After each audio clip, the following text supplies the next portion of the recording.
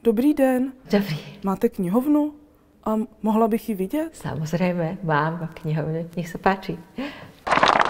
Ja som sa naučila čítať, keď som mala 5 rokov. A zaujímavé, že zrejme som sa v niektorých jazykoch naučila čítať rýchlo čítanie. V slovenčine, v češtine, v nemčine a v poľštine. V týchto 4 jazykoch dokážem proste takto čítať. Ja som vyrastala vlastne v 4 jazykoch a bezpečne som ich ako malá rozlišovala, s kým, ktorým jazykom budem hovoriť.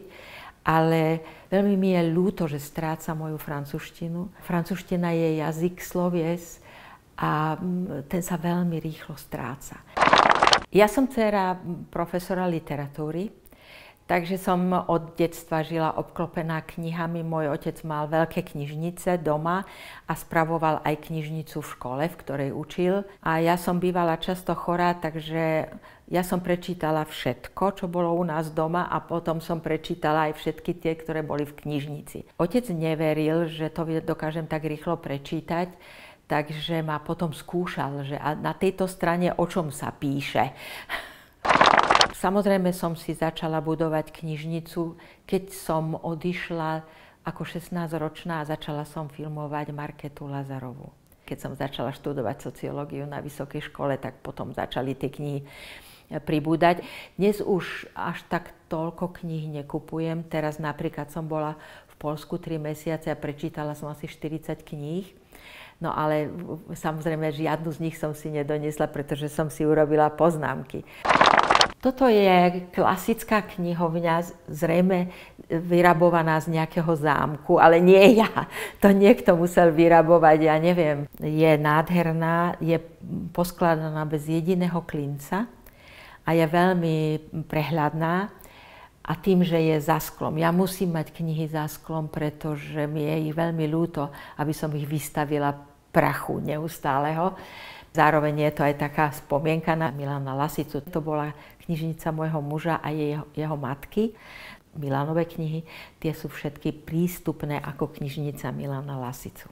Takže toto je len moja vlastne politologicko-sociologická literatúra. Tu žiaden román nenájdete. Myslím si, že nie. V roku 90, keď som nastupovala do Viedne, to som dostala prvé Moc bezmocných, aby som si to prečítala. No a potom nám daroval s Milanom tú poslednú, a to je to Odcházení. Tuto je aj s vlastnoručným podpisom Vaška. Ja veľmi mám rada ten film Odcházení. Všetci ho skritizovali, ale ja nechápem prečo. Túto knihu som si veľmi dobre prečítala a budem z nej citovať do mojej dizertačnej práce, pretože co sú Češi, nie len teda Česká otázka Masaryka, ktorú tu tiež niekde mám, ale aj toto, proste všetko, ako sa vy hodnotíte, aby som to doplnila do mojej dizertačnej práce. Ale čo môže byť ponurejšieho než táto kniha?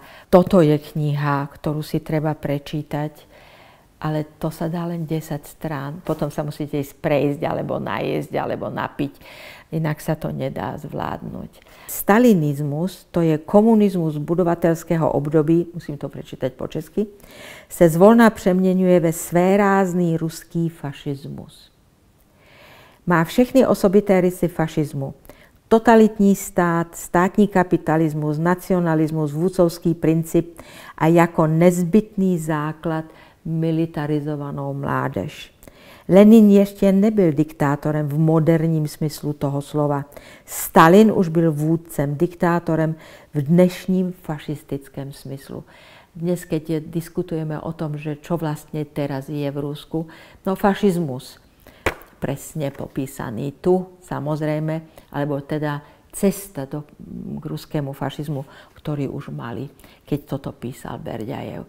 Takže ja si myslím, že tieto knihy by nejakým spôsobom sme mali priblížiť aj k ľuďom, ktorí sa zlaknú, samozrejme týchto 500 strán, pretože sú veľmi dôležité.